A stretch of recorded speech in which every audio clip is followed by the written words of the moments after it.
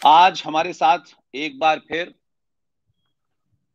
हमारी टीम के सबसे युवा सदस्य, सुप्रीम कोर्ट के जाने माने एडवोकेट विष्णु शंकर शैन साहब हमारे साथ हैं। और आपको लग सकता है कि हमने आज क्यों उनको बुलाया है, क्योंकि इस चुनाव की भीड़ में, शोर में जिन मुद्दों के लिए हम लड़ रहे हैं वो निरंतर जारी है। उसमें चुनाव की का शोर और वहां लोगों की व्यवस्था से भी हम जो इस रास्ते पे चल रहे हैं उसमें कहीं कोई कमजोरी ना आए, इसलिए विष्णु शंकर जैन साहब, आपको पता है कि आपने प्लेसेस ऑफ वर्शिप एक्ट 1991, जो कि एक तरीके से भारत के जो संस्कृति थी, जो उसकी सभ्यता थी, उसको रौंदते हुए सरकारों ने अपने एक खास मुसलमान वोट बैंक को खुश करने के लिए 1991 में ये कानून बना दिया। लेकिन उसकी लड़ाई लड़ते लड़ते विष्णु शंकर जैन साहब ने, मेरा ख्याल है कि 1 दिसंबर को 1 दिसंबर 2020 को आपने एक पिटीशन डाली थी कि ये जो कुतुब मीनार, जो कि बताया जाता है कि गुलाम वंश का जो कोई आदमी था, कुतुबुद्दीन ऐबक, जिसकी रजिया सुल्तान भी थी, उसने इसको 1193 में बनाया था। और ये मोन्यूमेंट आज की डेट में आर्कियोलॉजिकल सर्वे ऑफ इंडिया की देखरेख में है। इस पे बहुत लोगों का दावा है, बहुत लोगों ने कहा कि ये तोड़ के बनाया गया, तो आखिर में ये पता चला कि कई 27 जैन मंदिरों को तोड़ करके इसे बनाया गया। और ये 73 मीटर लंबी एक ऊंची है, जिसे टावर ऑफ विक्ट्री भी कहते हैं। लेकिन 1 दिसंबर 2020 को विष्णु शंकर जैन साहब ने कोर्ट में जब ये इस पे अर्जी डाली तो उसको डिसमिस कर दिया गया। और उसके बाद में 29 नवंबर 2021 को जब दोबारा से उन्होंने उस पर डाला तो नेहा शर्मा नाम की जज ने इसको एक तरीके से खारिज कर दिया।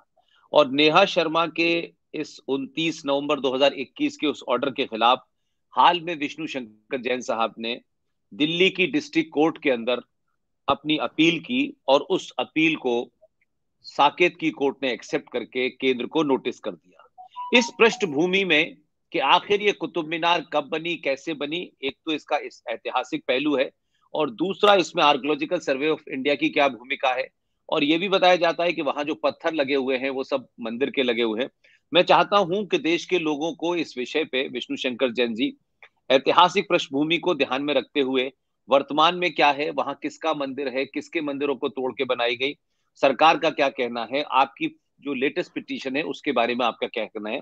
आप बिल्कुल ये समझें कि आप मुझसे बात नहीं कर रहे, देश के हजारों करोड़ों लोगों से बात कर रहे हैं जो आपको सुन के इस विषय के तथ्यात्मक तरीके से जानना चाहते हैं। विष्णु शंकर जैन जी, आप अपनी बात रखिए। सर्वप्रथम धर्म संस्थापना के देवता भगवान श्री कृष्ण के चरणों में मेरा नमन। आज आपने मुझे ये अवसर दिया कि मैं आपके इस माने जाने प्लेटफॉर्म पे आके अपनी बात रखूं और एक बहुत ही इम्पोर्टेंट विषय पे लोगों का क्या केस है ये उनको एक्सप्लेन करूं, क्योंकि जो हमने कुतुब मीनार सो कॉल्ड बहुत फेमस केस हो गया अब ये कुतुब मीनार का केस, जो हमने ये केस डाला था उसके पीछे मानसिकता, उसके पीछे पृष्ठभूमि ये थी क्योंकि जब भी मैं बचपन से कुतुब मीनार में घूमने जाता था तो मैं देखता था कि वहां पे एक इंस्क्रिप्शन लगा हुआ है। जब आप कुतुब मीनार में अंदर घुसते हैं तो उसके राइट साइड में एक इंस्क्रिप्शन लगा हुआ है एएसआई का, और वो इंस्क्रिप्शन कुव्वतुल इस्लाम मस्जिद के सामने लगा हुआ है, और वो इंस्क्रिप्शन आज भी लगा हुआ है। बीच में जब हमने पिटीशन डाली थी तो एएसआई ने उस इंस्क्रिप्शन को हटा लिया था, फिर न्यूज नेशन ने उस पर स्टिंग किया और वहां पे काफी स्टोरी चलाई, तो उसके बाद दोबारा उस इंस्क्रिप्शन को लगा दिया गया। और वो इंस्क्रिप्शन क्या कहता है कि ये मस्जिद कुव्वतुल इस्लाम मस्जिद जो कुतुब मीनार कॉम्प्लेक्स के अंदर है, ये मस्जिद 27 जैन मंदिर हिंदू मंदिरों को तोड़ के उसके मलबे से बनाई। तो मैं जब वहां पे जाता था मैं देखता था कि वहां पे लोग जा रहे हैं अपने फैमिलीज के साथ और पॉपकॉर्न खा रहे हैं, इंजॉय कर रहे हैं, वापस आ रहे हैं। तो मुझे और मेरे फादर को हमेशा ये बात कचोटती थी कि this is a matter of national shame, ये नेशनल शेम का विषय है। इसको किसी भी तरह से एएसआई प्रोटेक्शन की जरूरत नहीं है। जहां पे ये लिखा हो, और यही बात से मैं अपनी बात को स्टार्ट करूंगा, उसके बाद मैं तथ्य भी रखूंगा, पर थीम यही है कि जहां पे लिखा हो कि ये जगह 27 जैन मंदिर और हिंदू मंदिर को तोड़ के उसके मलबे से बनाई गई है, और कुव्वतुल इस्लाम मस्जिद का मतलब होता है इस्लाम की कुव्वत दिखाने के लिए जो मस्जिद बनाई गई हो, माइट ऑफ इस्लाम, इस्लाम की ताकत दिखाने के लिए जो मस्जिद बनाई गई हो, अगर एक ऐसी चीज आज के संवैधानिक इंडिया में, आज के एक फ्री और डेमोक्रेटिक इंडिया में अगर रहती है, तो मुझे लगता है इस देश के बहुसंख्यक समाज को जागने की जरूरत है, सोचने की जरूरत है कि क्या ऐसी जगह जाके पिकनिक मनाना उचित है या अपने अधिकारों के लिए लड़ना उचित है। हमने दूसरा रास्ता इख्तियार किया।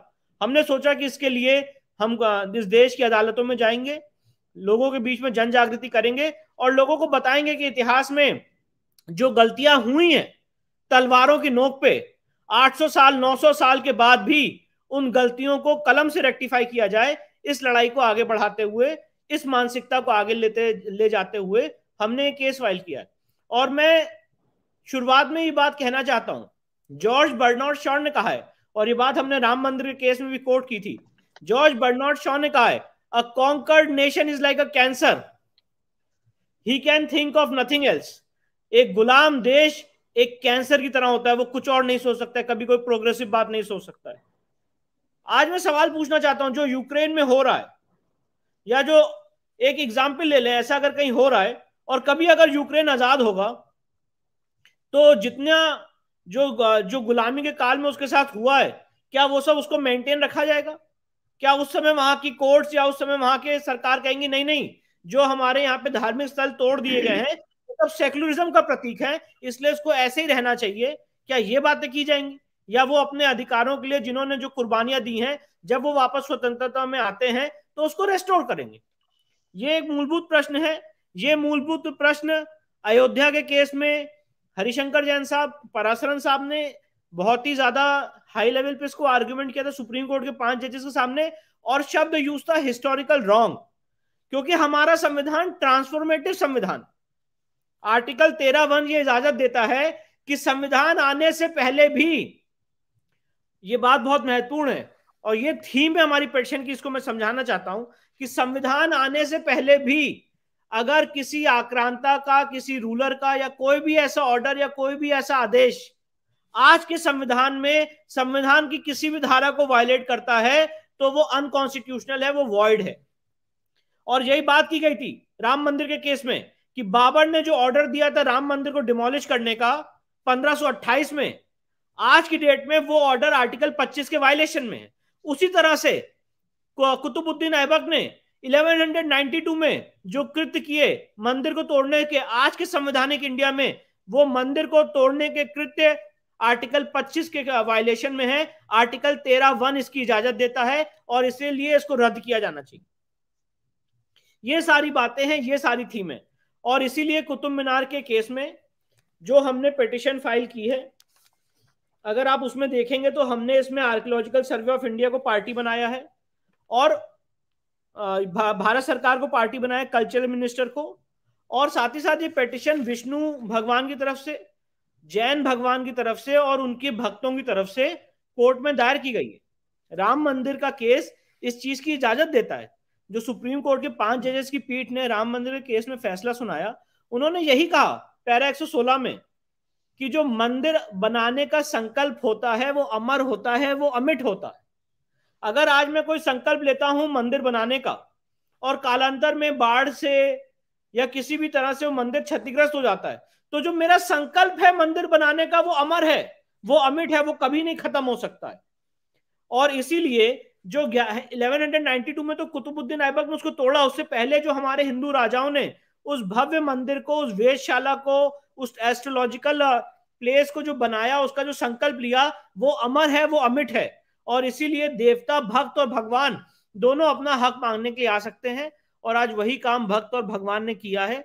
वो अपना हक मांग रहे हैं संवैधानिक इंडिया में कि आप हमारे मंदिर को रेस्टोर करिए और हमें वहां पे पूजा का इजाजत दीजिए। कोई वहां पे किसी तरह के तोड़ने की बात नहीं कर रहा, ये बात मैं स्पष्ट कर दूं जी। ये मैं याद दिलाना चाहता हूं, मुझे ऐसा याद है विष्णु भाई कि जब ये जो बाबर का ढांचा ढहा दिया गया था, और जी वहां जो भगवान की पूजा एक लंबे समय से हो रही थी, और उस ढहाने के बाद में वहां पूजा बंद हो गई थी। तो जी मुझे मालूम है कि आपके पिताजी और देश के जाने माने वकील हरिशंकर जैन साहब ने कोर्ट में यही बात रखी थी कि भक्त और भगवान के बीच में जो है, अगर स्टेट या कोई प्रॉब्लम है तो वो स्टेट की जिम्मेदारी है कि उसे हटाए, बल्कि उसकी पूजा को नहीं रोका जा सकता, और इसीलिए फिर भगवान को टेंट में शिफ्ट किया गया। ये आप वही बात कह रहे हैं ना? जी बिल्कुल सही कह रहे हैं। 1 दिसंबर 1993 को इलाहाबाद हाईकोर्ट की लखनऊ खंडपीठ जस्टिस हरिनाथ तिलैरी ने यही फैसला सुनाया था कि जो राम मंदिर के टाइम पे ढांचा गिरने से पहले की पोजीशन थी और वहां पे जो पूजा अर्चना चालू थी, तो वो पूजा अर्चना यहाँ पे रेस्टोर होनी चाहिए। उस पूजा अर्चना को आप नहीं रोक सकते हैं। जो आर्टिकल 25 में बहुसंख्यक समाज का राइट है, उस राइट को आप कर्टेल नहीं कर सकते हैं। और इसीलिए भगवान राम संवैधानिक पुरुष हैं, संविधान के ओरिजिनल पृष्ठों पे हैं, और इस आधार पे वो दर्शन याचिका को अलाउ किया गया था। और 1 दिसंबर 1993 से अनवरत आज तक दर्शन चालू हैं। तो हमारे मकसद, हमारा थीम ये, हमारा कंसेप्ट ये है कि मैं जो बातें कह रहा हूं, ये राम मंदिर का केस एक बहुत हिस्टोरिकल केस रहा, और उसमें ये सारी बातें हर तरफ के दोनों पक्षों के इंटेलेक्चुअल लेवल से डिस्कस हुई और आर्ग्यूमेंट्स हुए, सुप्रीम कोर्ट में आर्ग्यूमेंट्स हुए। और उसमें एक आर्ग्यूमेंट ये भी आया था कि अच्छा ठीक है, किसी ने अगर 700-800 साल पहले कुछ कर दिया तो उसको हम रेक्टिफाई कैसे करेंगे, उसको हम जस्टिफाई कैसे करेंगे, उसको हम रेस्टोर कैसे करेंगे। तो सुप्रीम कोर्ट ने कहा कि जो आज के देश का संप्रभु है, जो आज के देश का सॉवरन है, वो उस हिस्टोरिकल रॉन्ग को रेस्टोर कर सकता है। ये सुप्रीम कोर्ट ने कहा है अपने जजमेंट में अयोध्या के 5 जजेस की पीठ में, कि जो हिस्टोरिकल रॉन्ग हुए हैं पास में, ऐतिहासिक गलतियां हुई हैं, उसको आज के देश का संप्रभु रेस्टोर कर सकता है। और लेट मी टेल यू, हमारे जो कॉन्स्टिट्यूशनल सेटअप है, इसमें judiciary performs one of the sovereign functions.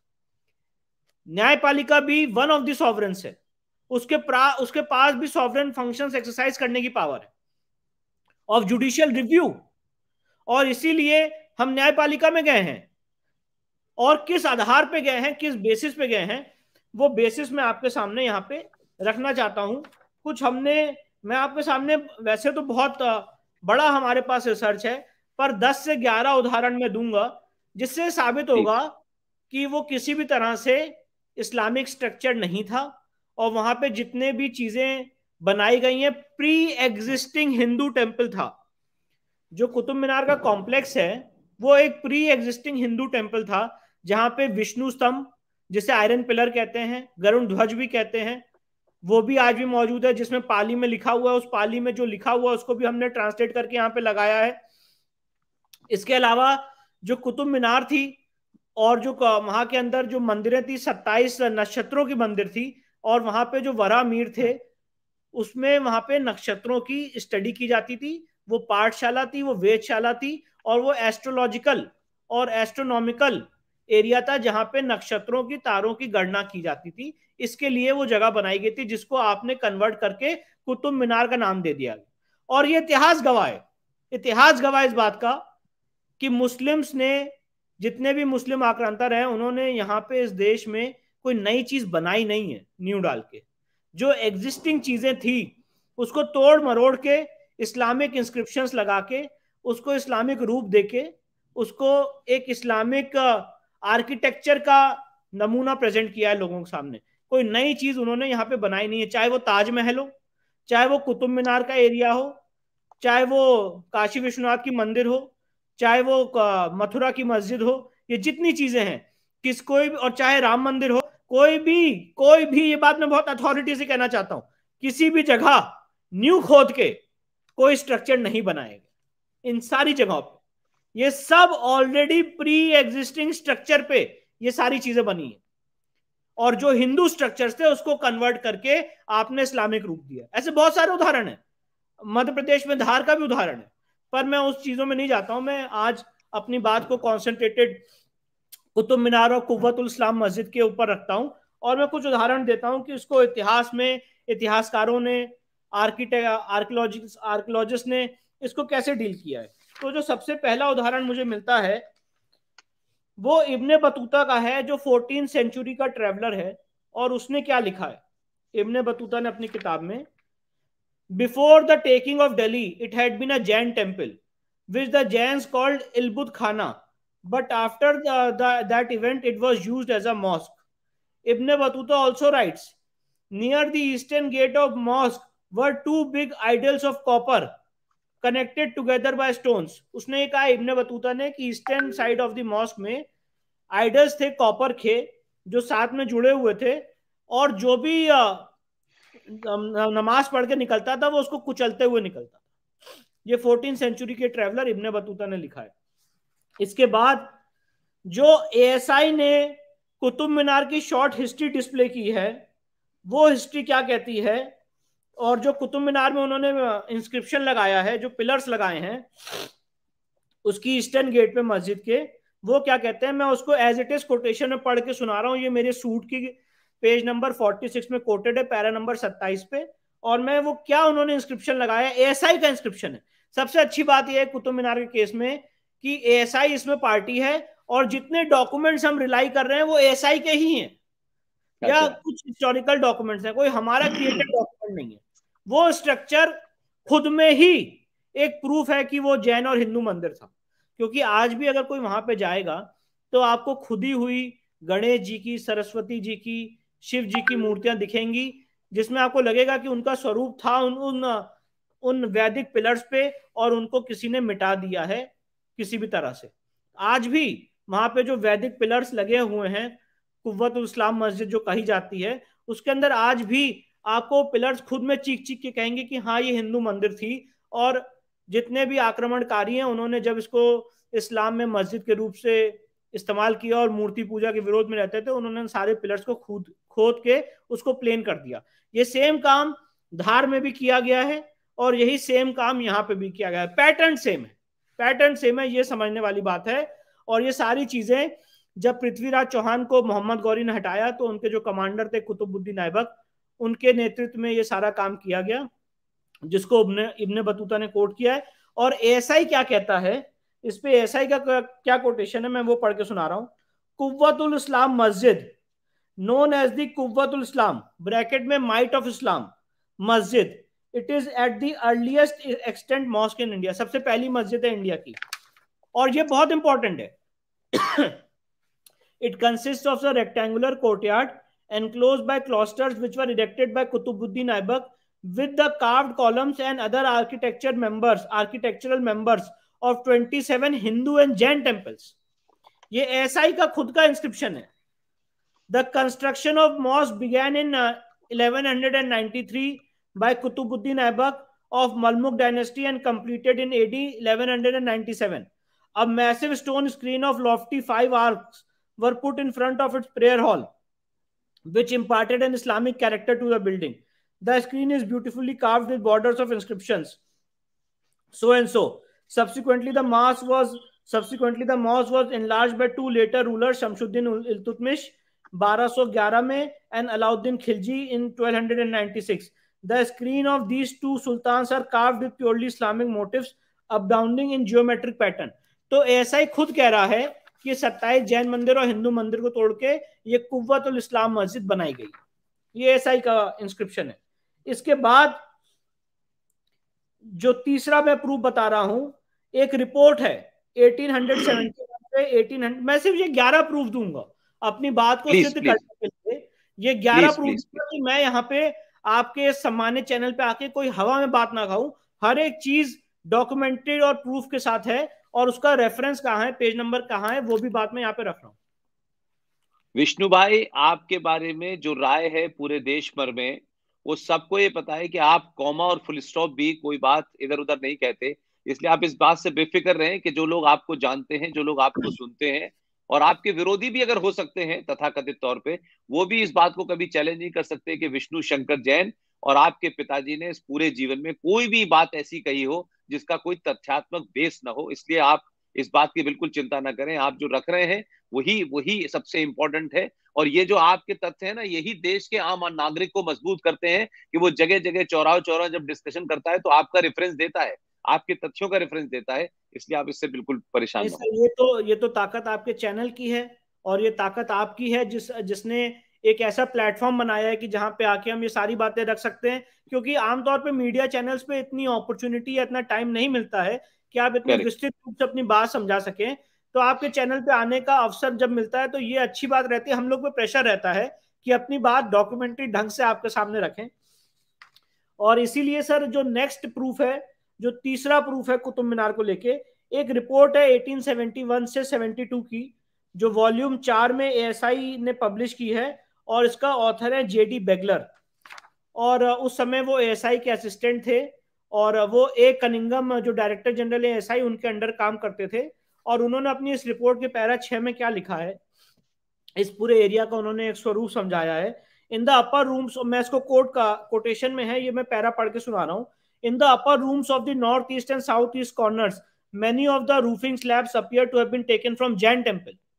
वो ये कह रहे हैं कि जब आप कुतुब मीनार के अंदर जाएंगे और कुव्वतुल इस्लाम मस्जिद के अंदर जाएंगे तो जो आप उसकी रूफ देखेंगे, उसका क्या स्वरूप है, उसका क्या नेचर है, ये एएसआई के जो उस समय के असिस्टेंट एएसआई के डायरेक्टर थे और जो कनिंगम साहब के अंडर काम करते थे, उन्होंने उसको कैसे ऑब्जर्व किया, मैं वो बता रहा हूँ।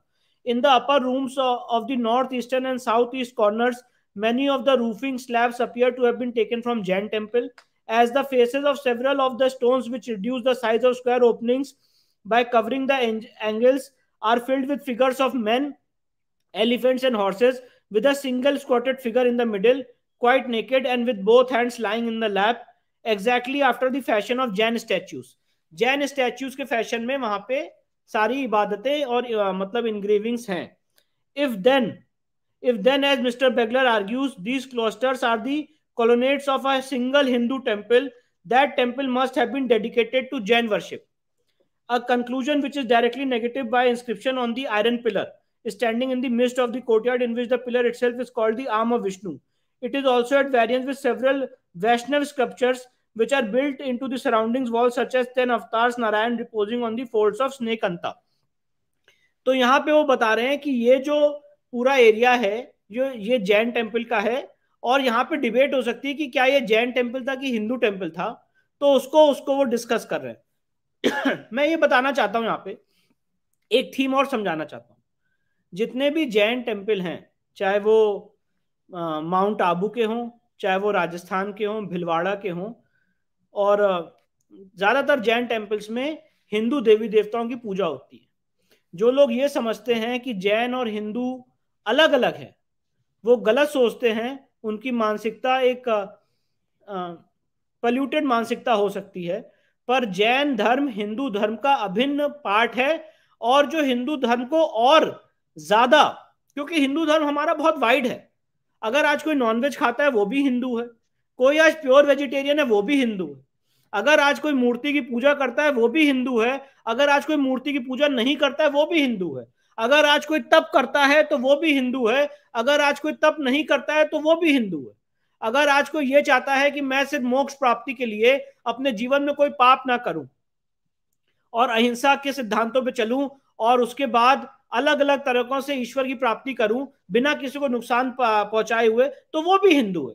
तो जैन धर्म उसी हिंदू थीम का, उसी हिंदू कंसेप्ट का एक वन ऑफ द विंग्स है, एक वन ऑफ द सोच है, वन ऑफ द अप्रोच है. वो कभी भी उस परिवार के हिस्से से बाहर नहीं था. इसलिए जो कांग्रेस की सरकार ने एक गंदा खेल खेला था जैन समाज के साथ, माइनॉरिटी और मेजॉरिटी का 2013 में राहुल गांधी ने, वो एक सेपरेट विषय है.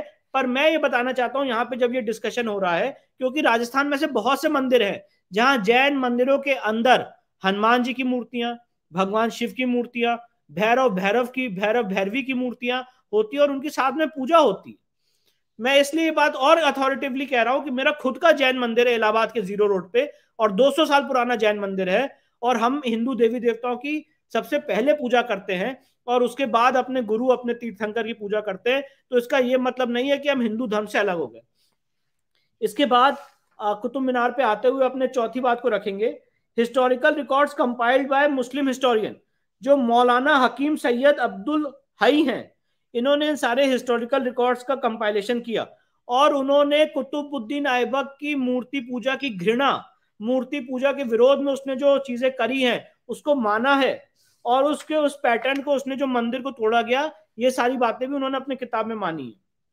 इसके बाद जो क्रॉनिकल है कुतुबुद्दीन ऐबक का, जो उस समय का उसका ट्रैवलर था, जो उसके साथ चलता था, हसन निजामी तज उल मजीर, उसने क्या कहा है, द कॉन्करर, एंड ये मैं कोट कर रहा हूं, the conqueror entered the city and its vicinity was freed from idol.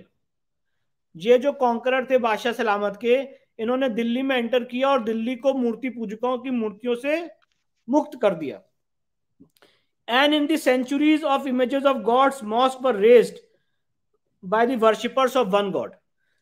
मैं दोबारा रिपीट कर रहा हूं, इन्होंने क्या कहा है, जो क्रॉनिकल थे कुतुबुद्दीन ऐबक के, the conqueror entered the city and its vicinity was freed from idol worship and in the centuries of images of the gods mosque was raised by worshippers of one God.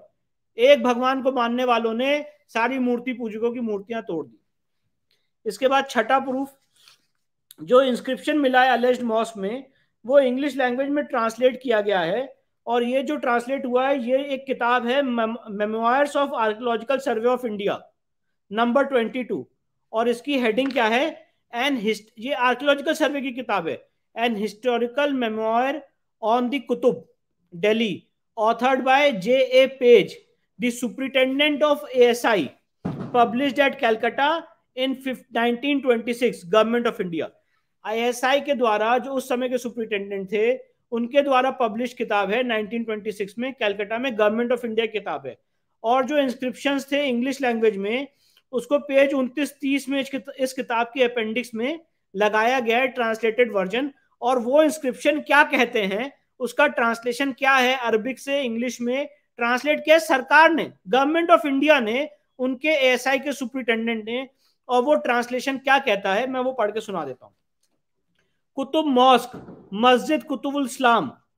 पहला, on the inner lintel of the eastern gateway, Quran, Quran की सूरा number 3 verse number 91-2, and translation क्या लिखा है, this fort was conquered and this Jami Masjid was build in the month of year 1587 हिजरी, मतलब 1191-2 AD, by the Amir, the great and the glorious commander of the army named Kutubuddin Dawatullah Did, the Amirul Umra Aibak Sultani, may God strengthen his helpers.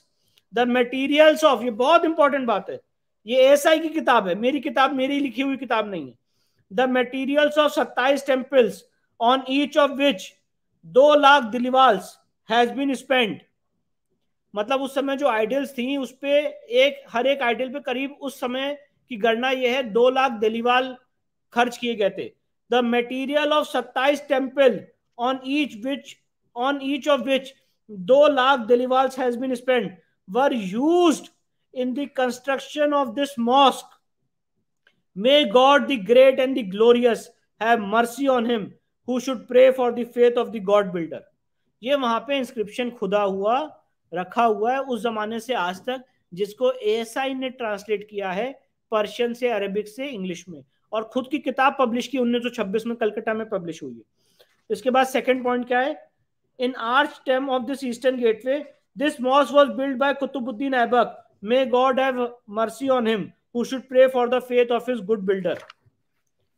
अब इसके बाद जो मेरा 7वां बात है, जिससे मैं अपनी बात को सिद्ध करना चाहता हूं, एक इस इंस्क्रिप्शन का एक ट्रांसलेशन किया था थॉमस ने अपनी किताब में, the chronicles of Pathan kings, एक किताब है the chronicles of Pathan kings, और ये मिस्टर थॉमस ने किताब लिखी थी और उसका ट्रांसलेशन किया था इन सारे इंस्क्रिप्शंस का। और ये किताब का नाम है कुतुब मीनार दिल्ली, और इसको कंपाइल किया है रुस्तम जी नरसव वंजी मुंशी ने, और ये एडिशन है 1911 का, बॉम्बे का। इसका पेज नंबर 52 और 53 क्या कहता है, मैं वो पढ़ के सुना रहा हूं। We have seen that the great quote, we have seen, ये 7वां प्रूफ है, मैं 4 और प्रूफ दूंगा, उसके बाद अपनी बात के एंड पे आऊंगा। We have seen that the great mosque of Qutbul Islam was built by Sultan Qutbuddin. This can be shown from the following inscriptions on the mosque, from which we learned that it was built by Sultan Qutb of the materials from 27 temples. Translation: Qutbuddin Aibak, on whom the mercy of God constructed this mosque.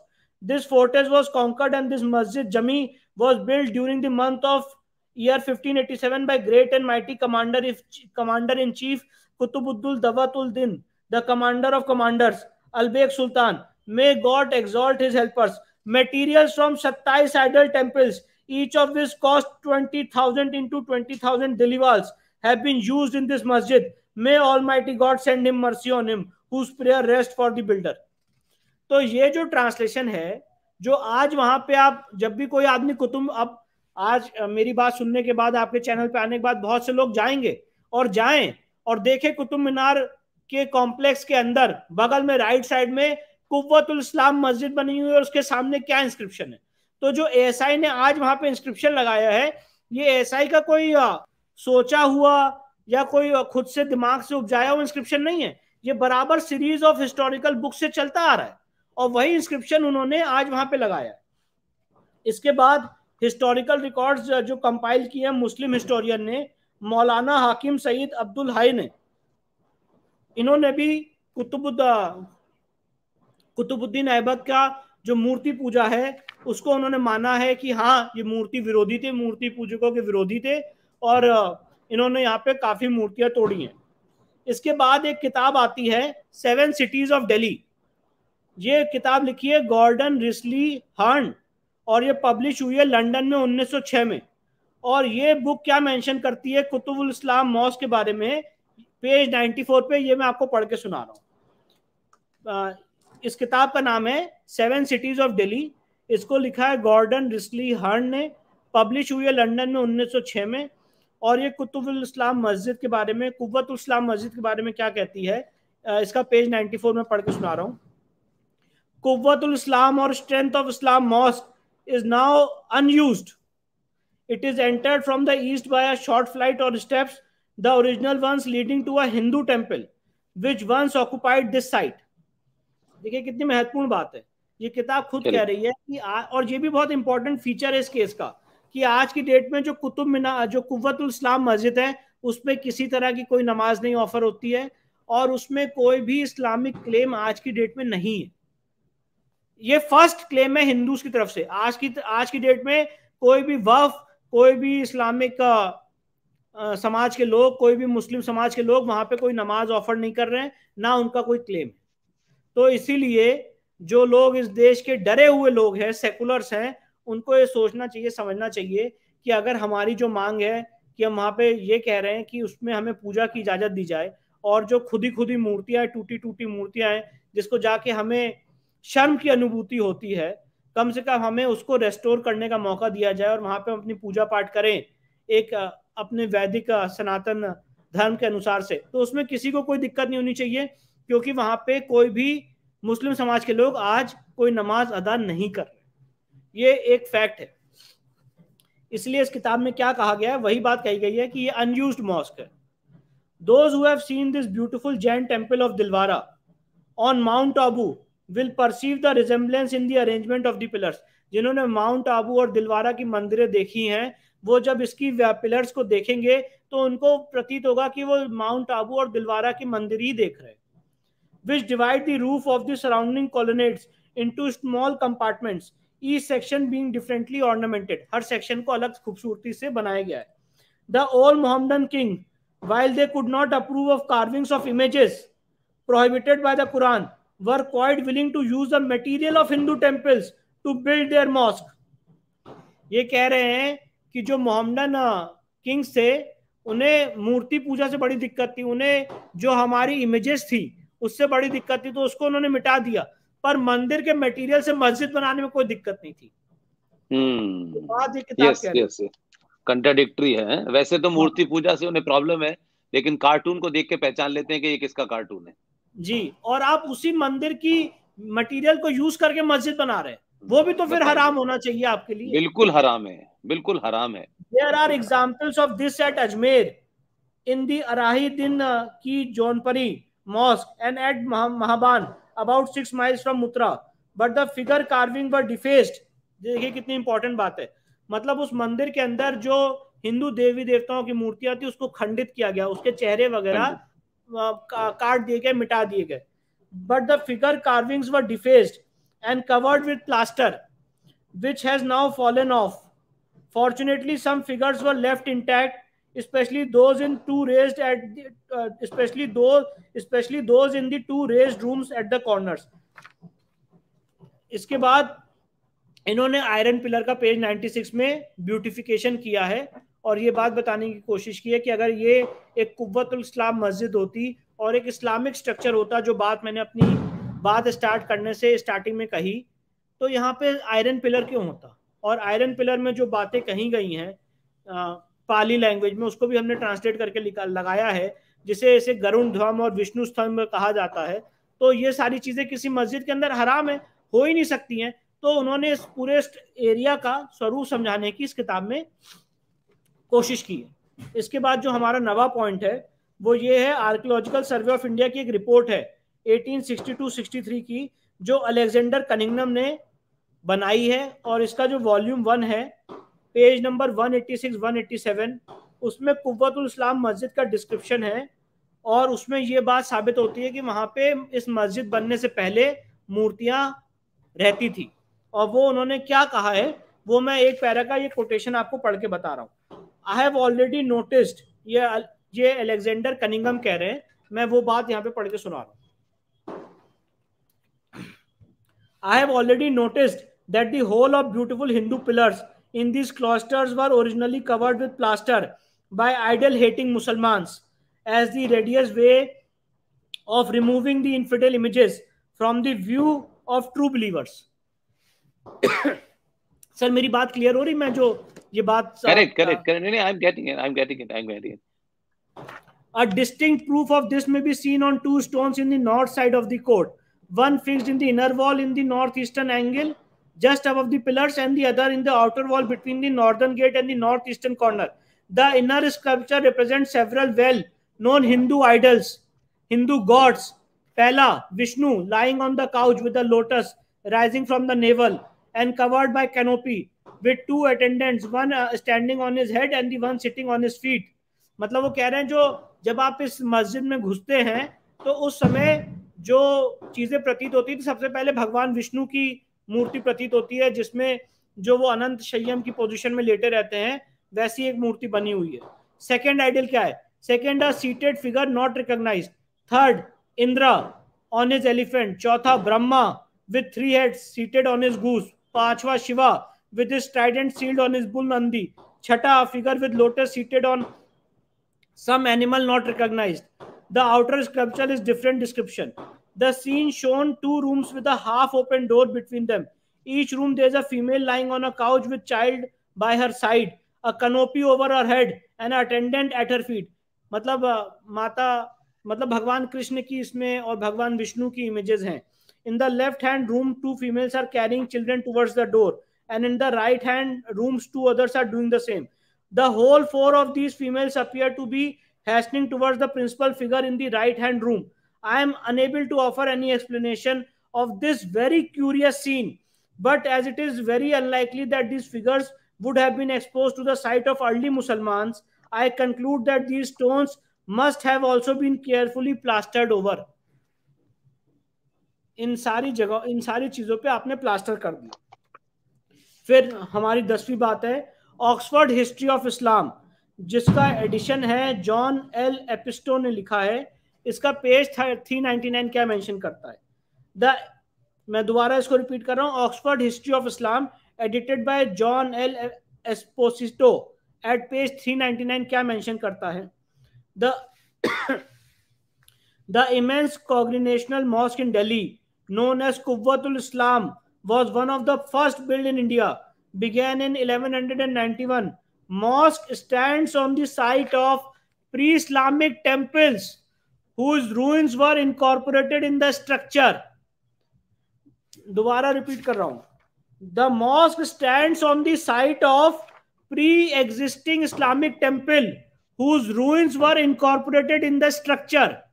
The tall iron pillar in the courtyard, originally dedicated to Indian god Vishnu, around 400 was re-erected as trophy to symbolize Islam's triumph over Hinduism. इस्लाम ये जो मस्जिद है, और इसलिए मैं बात कहना चाहता हूं आपके चैनल पे, ये मस्जिद आज के डेट में इस इंडिपेंडेंट इंडिया में रह नहीं सकती, क्योंकि इसको इस्लाम की एक विक्ट्री माना जाता था हिंदूज के ऊपर।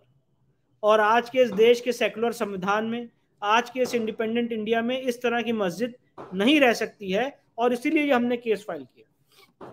इसके बाद मेरा लास्ट बात है, और उसके बाद हम बाकी बातों पे आएंगे। ये मेरा लास्ट प्रूफ है जो मैं अपनी बात को सिद्ध करने के लिए हिस्टोरिकल और डॉक्यूमेंट्री प्रूफ दे रहा हूं। एक बुक पब्लिश हुई है, आर्किटेक्चर ऑफ एंशिएंट दिल्ली। ये ऑथर की है superintendent of archaeological survey of north western provinces ने इंडिया में, इन द चैप्टर, और इनका चैप्टर है, इस चैप्टर का नाम है the architecture of ancient Delhi, specially the building around Qutub Minar. और इन्होंने कुव्वतुल इस्लाम के बारे में मेंशन किया इस किताब में, पेज नंबर 53 में। और क्या मेंशन किया मैं वो बात बता रहा हूं। A carved architrave in the northeast corner in the inner courtyard subject Vishnu laying on the couch with lotus rising from his navel and covered by canopy, Indra on the elephant, Brahma with 3 heads on the goose, Shiva on a bull. A piece of stone carving on an architecture measuring about 4 feet long by 9 inches deep is situated inside the northeast corner of colonnade. Subject on the left 2 men carrying circular vessels, gadas and buggies, that is slung at the both ends of bamboo which carried on the shoulder. They probably contain milk. For the next to the, मतलब उस area के अंदर, उस कुव्वतुल इस्लाम मस्जिद के अंदर जो मूर्तियां हैं और जो स्ट्रक्चर्स हैं वो समझा रहे हैं कि वो किस तरह से हिंदू स्ट्रक्चर है. They probably contain milk.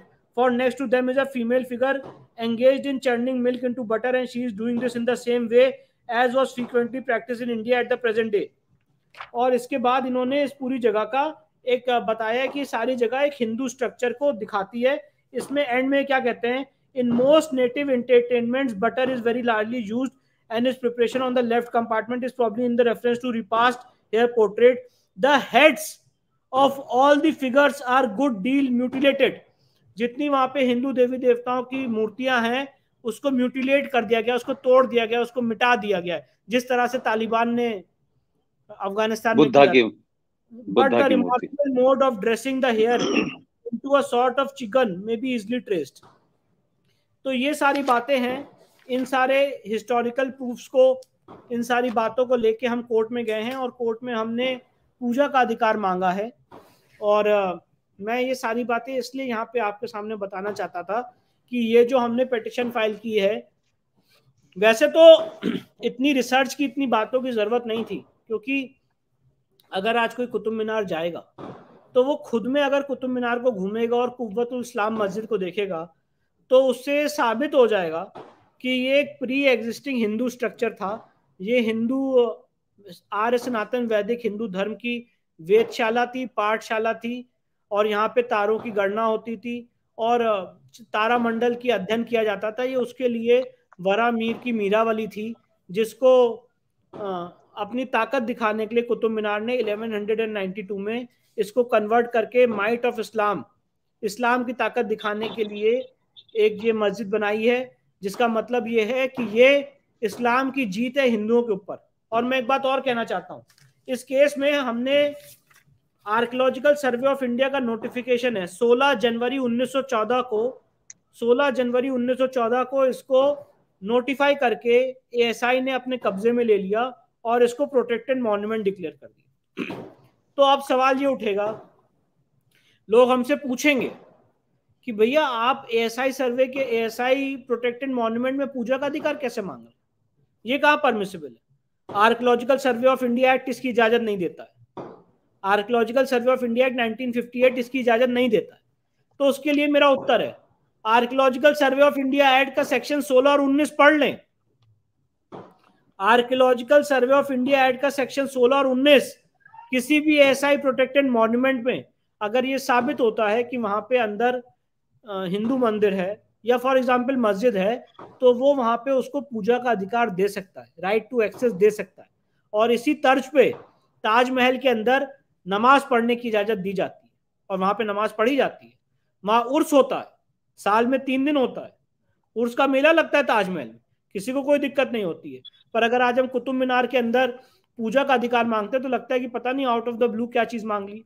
Rajasthan में कितने ऐसे एएसआई प्रोटेक्टेड किले हैं जिसके अंदर हिंदू मंदिर है, जिसमें आज भी पूजा पाठ किया जा रहा है. कितने ऐसे एएसआई प्रोटेक्टेड मॉन्यूमेंट्स हैं जहां पे नमाज पढ़ी जा रही है, जहां पे पूजा हो रही है. तो उसी तर्ज पे अगर मैं ये अपना क्लेम साबित कर रहा हूं कि ये एक हिंदू मंदिर था, और कोई भी कुतुब मीनार में चला जाए, जो मैंने आज इतनी आपके सामने प्रूफ रखे हैं, जो वहां पे वैदिक पिलर हैं, उसमें आज भी हिंदू देवी देवताओं की मूर्तियां साफ दिखती हैं। और ये दिखता है कि उसको किस तरह से मूर्ति विरोधी लोगों ने, जो मूर्ति पूजा के विरोध में थे, उन्होंने कैसे उन देवी देवताओं की मूर्तियों को खंडित किया है। और आज के संवैधानिक इंडिया में मुझे लगता है, और ये बात मैं आपके सामने बहुत संजीदगी से कहना चाहता हूं, इससे बड़ा नेशनल शेम का विषय कुछ नहीं हो सकता है। और इसीलिए बात हम आज कोर्ट के सामने लाए, देश के लोगों के सामने लाए कि वो जागरूक हों अपने राइट्स के लिए। क्योंकि जब तक, और प्रधानमंत्री ने भी, हमारे देश के प्रधानमंत्री ने जब अभी काशी विश्वनाथ कॉरिडोर का उद्घाटन किया था, तो उन्होंने क्या बात कही? उन्होंने कहा था कि अगर यहाँ पे औरंगजेब हुए हैं तो यहाँ पे शिवाजी भी हुए। तो आज हम वही बात कहना चाहते हैं कि अगर यहाँ पे कुतुबुद्दीन ऐबक हुआ है, तो जिसने तलवार की नोक में मंदिर को तोड़ा है, तो यहाँ पे इस देश की जुडिशरी भी है जो उस सच को, उस अन्याय को अपने सच की कलम से उसको मिटाएगी। क्या आज के देश का हिंदू समाज, हम तो बहुत पेशेंट लोग हैं, क्या हम कोई चक्का जाम कर रहे हैं, क्या कोई हम सड़क जाम कर रहे हैं, क्या आपने विष्णु शंकर जैन को, हमने तो बहुत पेशेंटली ये केस लड़ रहे हैं, दिल में चाहे भले ही जितनी आग हो, हमने कभी किसी को नहीं प्रोवोक किया कि आइए आप सड़कों पे आइए और विरोध प्रदर्शन करिए और लोगों की भावनाएं भड़काएं। हम तो एक संवैधानिक ढंग से, सेटअप से अपने राइट्स को मांग रहे हैं। हाँ, हमें हमारे राइट्स नहीं मिलेंगे तो उसके बाद अगर इस देश की जुडिशरी, इस देश के बहुसंख्यक समाज को एक ऐसे केस में अपना हक अगर नहीं मिल पाता है, तो उसके बाद जो दूसरे संवैधानिक ऑप्शंस हैं उसको हम सोचेंगे कि उसको हमें कैसे एक्सरसाइज करना है, उसमें आगे कैसे प्रोसीड करना है। पर आज की डेट में तो हम एक संवैधानिक बात मांग रहे हैं। और जब हमने ये पिटीशन फाइल की, तो जो कम्युनिस्ट विचारधारा के लोग हैं, जो लेफ्टिस्ट हैं, वो क्या कहते हैं? वो कहते हैं अरे इतिहास में तो बहुत चीजें हो गई, उसको भूल जाना चाहिए। इतिहास में तो, जब आज की डेट में अकबरुद्दीन ओवैसी 1993 के बाबरी विध्वंस को नहीं भूला, आज भी हर जगह गाते हैं। और अगर एक भी मस्जिद, अगर जो मस्जिद थी भी नहीं, अगर उसको उन्होंने टच किया तो आज भी उसके लिए शहादत मानते हैं। तो हमारी तो कितनी मंदिरें शहीद कर दी गई, और मैं उसके राइट्स के लिए, मैं उसके हक के लिए क्यों नहीं लड़ सकता हूं? ये सवाल मैं पूछना चाहता हूं। जब इस देश के सुप्रीम कोर्ट के 5 जजेस का जजमेंट मुझे इजाजत देता है, जब इस देश का आर्टिकल 13(1) मुझे इजाजत देता है, जब archaeological survey of India act 1958 का सेक्शन 16 और 19 मुझे इजाजत देता है कि मैं इन सारी चीजों के लिए लड़ाई लड़ सकता हूं, तो मैंने ये लड़ाई सड़कों पे तो लड़ी नहीं, मैंने ये लड़ाई कोर्ट में लड़ी। और जब मैंने कोर्ट में केस फाइल किया, तो जस्टिस नेहा शर्मा ने क्या कहा कि प्लेसेस ऑफ वर्शिप एक्ट से ये केस बार्ड है। सेक्शन 4(3) मैं आज आपके सामने बात कहना चाहता हूं, सारे दर्शक इसको सुने और समझें। Archaeological survey of India act के द्वारा जो प्रोटेक्टेड मॉन्यूमेंट है, उसमें places of worship act apply नहीं होता है। सेक्शन 4, तो ये उस जज को, ये मोहतरमा जज को पता नहीं था? ये जज भी हवा में बात कह देते हैं। हमने, और सबसे इंपॉर्टेंट बात यह है, मुझे नहीं पता कि इसमें क्या हुआ, पहले हमसे कुछ बिंदु और पॉइंट्स पे जब हमने सूट फाइल किया, तो जनरली क्या होता है जब आप, और ये इस देश के जितने वकील मुझे आज सुन रहे हैं सबको पता होगा, जनरली आप सूट फाइल करते हैं तो आपका सूट नंबर किया जाता है, और नंबर करके उसको कोर्ट में पेश किया जाता है। और उसमें जनरली 200 केसेस अगर फाइल होते हैं तो 199 केस में सूट में कोर्ट उसको नोटिस जारी करती है और अदर साइड को बुलाती है कि हाँ भाई आप आइए अपनी बात रखिए। यहाँ पे एक स्पेशल प्रक्रिया अपनाई गई, ये बात मैं आज आपके सामने खुलासा करना चाहता हूँ। एएसआई के वकील और एएसआई का मेरे पास फोन आया कि हम इसमें अपीयर होना चाहते हैं, हमें कॉपी दे दीजिए। हमने उनको उस केस की कॉपी दे दी, और टेक्निकली मैं चाहता तो ये बात उठा सकता था, पर मैंने नहीं उठाई। मैंने कहा ठीक है, जो जिसकी मानसिकता है वो ऐसे आगे बढ़े। तो हमने उनको केस की कॉपी दे दी, सूट हमारा नंबर हो गया, रजिस्टर हो गया। और जब सूट रजिस्टर हो गया है, तो सलीम भाई वर्सेस स्टेट ऑफ महाराष्ट्र का जजमेंट है, जो ये कहता है कि अगर सूट आपका नंबर हो गया है, तो उसमें आपको नोटिस जारी करनी है, और जब दूसरे पक्ष का जवाब आ जाएगा, तब उसमें आप देखेंगे कि अब ये सूट आगे चल सकता है कि नहीं चल सकता। ये एक सीपीसी के तहत प्रक्रिया है। पर यहाँ पे एक दूसरी प्रक्रिया एख्तियार की गई, अपनाई गई। जब हमने सूट फाइल किया, हमारा सूट नंबर हो गया, पर विपक्षियों को नोटिस जारी नहीं किया गया, मतलब एएसआई को नोटिस नहीं जारी किया गया। और जज साहब ने हमसे कुछ क्वेरीज पूछी कि भाई आप बताइए कि ये इस पे ये सूट कैसे मेंटेनेबल है, आपने ट्रस्ट बनाने की मांग की है, ट्रस्ट कैसे बन सकता है, आपने हिंदू देवी देवताओं की तरफ से सूट फाइल किया है, ये हिंदू देवी देवताओं की तरफ से सूट कैसे फाइल हो सकता है। उस क्वेरी का हमने 120 पन्ने का रिटर्न सबमिशन दिया, रिटर्न में अपनी जितनी बातें, ओरल नहीं, रिटर्न में रिकॉर्ड करके रिटर्न सबमिशन दिया, जिसमें राम मंदिर के जजमेंट का हवाला दिया कि भक्त और भगवान दोनों अपना केस फाइल कर सकते हैं। पैरा 356 में राम मंदिर के केस में लिखा हुआ है, पैरा 116 में राम मंदिर के केस में लिखा हुआ है। इसके अलावा हमने ये भी बताया कि ट्रस्ट का निर्माण कोर्ट अपनी पावर के तहत कर सकती है, सेक्शन 92 सीपीसी की इजाजत देता है। राम मंदिर के केस में भी सुप्रीम कोर्ट ने, हमने सजेशन दिया था कि वहां पे राम मंदिर ट्रस्ट बनाया जाए, और हमारे सजेशन के अनुसार उसके हिसाब से उसको कंसिडर करते हुए सुप्रीम कोर्ट ने राम मंदिर के ट्रस्ट का गठन किया। तो इसी तरह से यहाँ पे भी हम ये कह रहे हैं कि यहाँ पे पूजा का अधिकार हमको दिया जाए और यहाँ पे एक ट्रस्ट का निर्माण किया जाए जो उस पूजा को मैनेज करे, और ये archaeological survey of India act इसकी इजाजत देता है। इन सारे बिंदुवार प्रश्नों का बिंदुवार जवाब देने के बाद उस पर कोई जजमेंट नहीं है, उस पर कोई फाइंडिंग नहीं। फाइंडिंग क्या आती है? फाइंडिंग ये आती है कि इतिहास में तो बहुत चीजें हो चुकी हैं, उसको अगर हम कुरेदेंगे तो आज का लॉ एंड ऑर्डर बिगड़ जाए।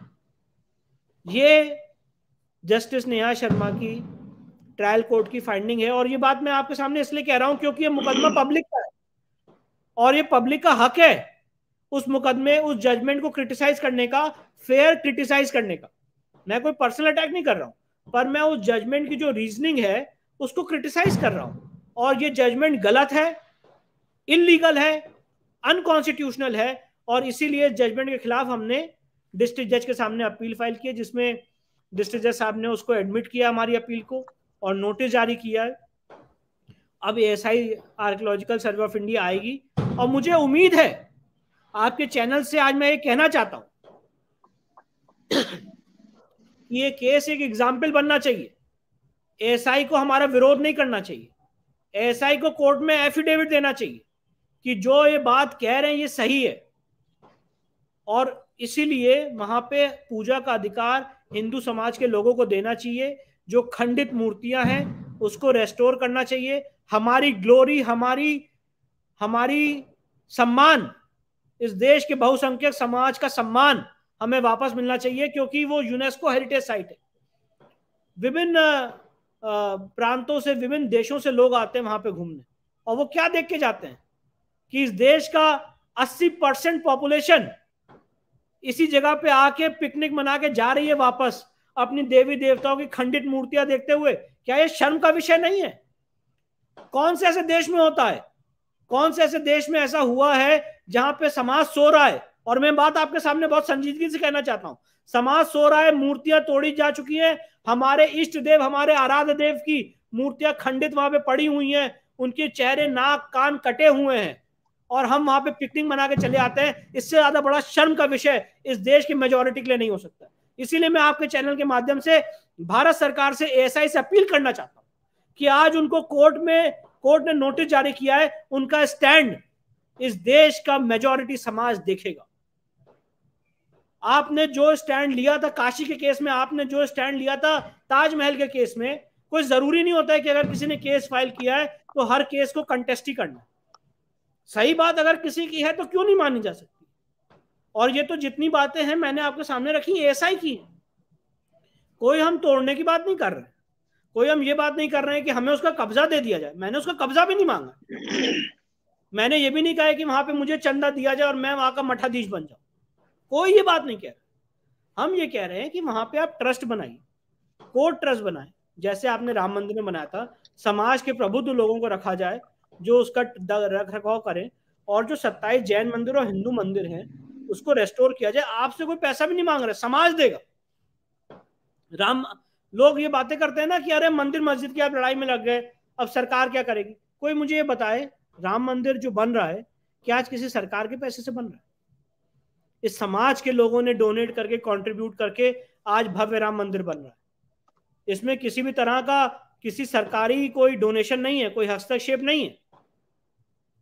तो जो ये लोग कहते हैं कि सरकार की एनर्जी इसमें जाया हो रही, सरकार की कोई एनर्जी नहीं जाया हो रही, सारा इस समाज के, इस बहुसंख्यक समाज के लोग कर रहे हैं। और उसी तरह से यहाँ पे भी हम अपने डोनेशन से, लोगों के कंट्रीब्यूशन से एक ट्रस्ट का निर्माण करेंगे। ट्रस्ट में विष्णु शंकर जैन को कोई जगह नहीं चाहिए, ट्रस्ट में पुष्पेन कुलशेष को कोई जगह नहीं चाहिए, किसी को कोई जगह नहीं चाहिए। जो हमारे शंकराचार्य, जो हमारे समाज के प्रबुद्ध महामंडलेश्वर हैं, वो इसमें जगह लें, इसको संचालन करें। और हमारे जो शक्तिपीठ है, हमारा जो ये पूजा का स्थल है, इसको रेस्टोर करें, हमें हमारी ग्लोरी, हमें हमारा सम्मान वापस दें। क्या ये आर्टिकल 21 में मेरा राइट नहीं है कि आज आप मेरे आराध्य देव की, मेरे भगवान की कटी कटी देवी देवताओं की मूर्तियां वहां पे रखी हुई हैं और मैं उसको आज रेस्टोर ना कर पाऊं? इससे बड़ा सेकुलरिज्म का घिनौना रूप क्या हो सकता है? और इसीलिए हमने बात रखी है। और मैं आज आपके चैनल के माध्यम से बहुत संजीदगी से बात कहना चाहता हूं कि भारत सरकार और आर्कियोलॉजिकल सर्वे ऑफ इंडिया को हमारी बात को गंभीरता से सोचना चाहिए।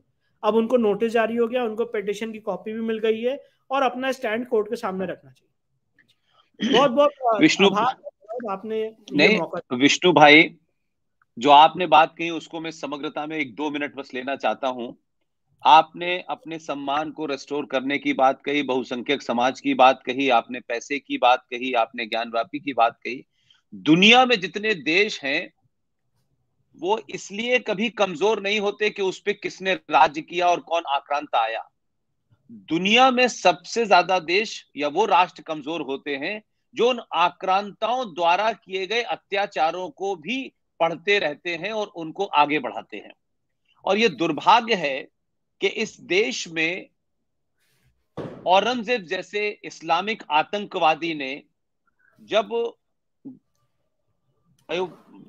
बनारस में जो तांडव किया और वहां मंदिर को तोड़ा, ये कितने दुर्भाग्य की बात है कि आक्रांता द्वारा हमारी आस्थाओं के केंद्र भगवान विश्वनाथ के मंदिर को तोड़ा। और भारत में 90% हिंदू होने के बावजूद भी आज की किताबें उस औरंगजेब के छाया में भगवान विष्णु के ऊपर जो पढ़ रही है, उसको ये हमको पढ़ाया जा रहा है कि ये ज्ञान व्यापी मस्जिद जो है भारत के सेकुलरिज्म का स्तंभ है।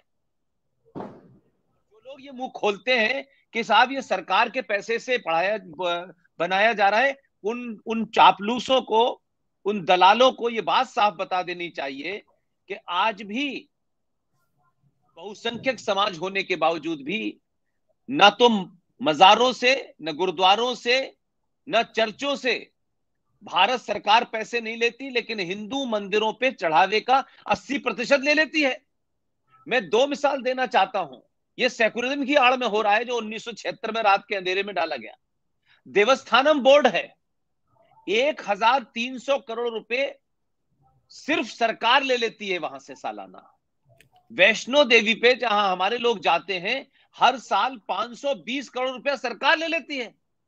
अरे हमारी सरकारें मंदिरों से लेने वाले पैसों से इन पंचर पुत्रों को सच्चर कमीशन से लेके, माइनॉरिटी कमीशन से लेकर के दुनिया भर की इमदाद देती है। वो हमसे कह रहे हैं, क्या कहते हैं कि सरकार के पैसे से ये बन रहा है। सरकार के पैसे की हिंदुओं को जरूरत ही नहीं है। अगर हिंदुओं के मंदिरों को पूरे देश से मुक्त कर दिया जाए, सरकार के अधीन से मुक्त कर दिया जाए, उन पे चढ़ावे को छोड़ दिया जाए, तो एक पैरेलल इकोनॉमी है। इसलिए ये जो बात आज आपने कही है कि ये जो कुतुब मीनार बनाई गई है, और ये तो आपने इतिहास में इतनी सारे रेफरेंस दिए हैं, जीती जागती मिसाल है कि टर्की के अंदर एक चर्च को कन्वर्ट करके इस मस्जिद बना दिया। ये तो हम लोगों के सामने हुआ है। तो ये तो दुनिया में लुटेरे जितने आए हैं, जिनके वंशज असदुद्दीन ओवैसी से लेकर के वो संभल का जो एमपी है शफीकुर रहमान बर्क और ये आजम खां, ये क्या है? ये तो दूसरे का मकान लूटते हैं और उस पर अपना नाम प्लेट लगा देते हैं, और फिर देश की सेकुलर दलाल सरकारें जो है वो उसको आगे बढ़ा देती हैं। तो मेरा मानना यह है कि जो आपने बात कही है कि साहब इस लड़ाई से अब क्या होगा और अब जो हो चुका वो हो चुका, तो इतिहास इसलिए नहीं पढ़ाया जाता है कि जो हो चुका। इतिहास इसलिए पढ़ाया जाता है कि आने वाली नस्लें ऐसी गलती न करें, और इतिहास में अगर जो अत्याचार हुए हैं अगर उन्हें ठीक नहीं करेंगे तो आने वाली नस्लें कभी ठीक नहीं होंगी। इसलिए ये बात बिल्कुल आपकी मैं दुरुस्त मानता हूं कि ये लड़ाई जो आप खासतौर से प्लेसेस ऑफ वर्शिप एक्ट पे लड़ रहे हैं, आप वक्फ बोर्ड पे लड़ रहे हैं, मैं जानता हूं कि लड़ाई कठिनाइयों भरी लड़ाई है। और ऐसे समय में खासतौर से जब जब आप देश में एक सरकार मौजूद है, उस वक्त जब आप ये मुद्दे उठाते हैं तो बहुत सारे लोगों को लगता है कि शायद हम सरकार की वजह से उठा रहे हैं, लेकिन मैं समझता हूं कि हम आपसे पहले और हमसे पहले भी बहुत लोगों ने समय समय पर उठाया। लेकिन आज 2022 के भारत में जिस तार्किक तरीके से, जिस लॉजिकल तरीके से, रीजन के साथ में, फैक्ट के साथ में, कानून की किताबों के साथ में, संविधान की धाराओं के साथ में जब आप बात उठाते हैं तो इसका विरोध करने का किसी का कोई हक नहीं बनता है।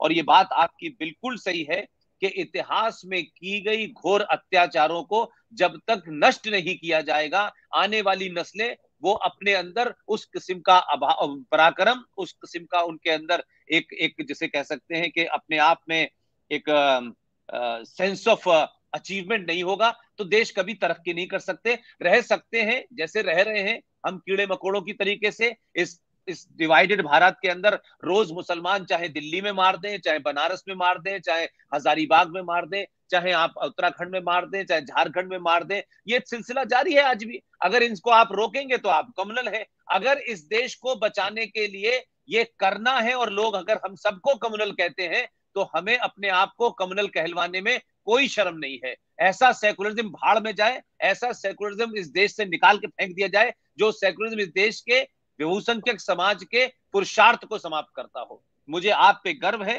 कि आप हमारी टीम के न सिर्फ सदस्य हैं, एक भाई की तरह हैं, और आप और खासतौर से आपके पिताजी जिनका आपने जिक्र किया, इन योद्धाओं ने जो लड़ाई लड़ी आपके पिताजी ने, वो मैं समझता हूं कि भारत सरकार उसका कुछ मोल नहीं दे सकती, लेकिन आज भी वो हजारों लाखों लोगों के दिलों में है। और मुझे खुशी है कि आपने इस आधुनिक युग में इस प्रोफेशन को चुना, जिस प्रोफेशन में सिर्फ कमाई, जिस कमाई के लिए लोग जाते हैं। कमाई सब जगह हो सकती है, लेकिन आप ज्यादातर उन केसों को लड़ते हैं, मैं समझता हूं 99% केसों को लड़ते हैं जिसमें आप कमाने का कोई रास्ता नहीं ढूंढते, बल्कि इस देश के खोए हुए गौरव को कैसे हासिल किया जाए वो लड़ाई आप लड़ रहे हैं। मैं समझता हूं कि भगवान आपको अच्छी सेहत दे, ताकत दे, और हम सब इस लड़ाई को लड़ें। और ये लड़ाई आने वाली नस्लों को भी लड़नी पड़ेगी, इसलिए आपने समय निकाला। और मैं जब जब आपको बुलाता हूं तो इसलिए चुप रहता हूं, लोग कहते हैं आप सवाल नहीं करते, मैं कहता हूं कि सवालों का दायरा मैं एक बार बताने के बाद कम से कम विष्णु शंकर जैसे जहनी और इंटेलेक्चुअल वकील से मैं ये उम्मीद करता हूं कि वो आम सामने जो जनता बैठी है, लोग बैठे हैं जिन्हें शायद बहुत कुछ नहीं पता, जिस धीरे धीरे एक एक सिलसिलेवार तरीके से आप रेफरेंस के साथ बताते हैं, ये अपने आप में आपकी एक बड़ी अद्भुत स्टाइल है।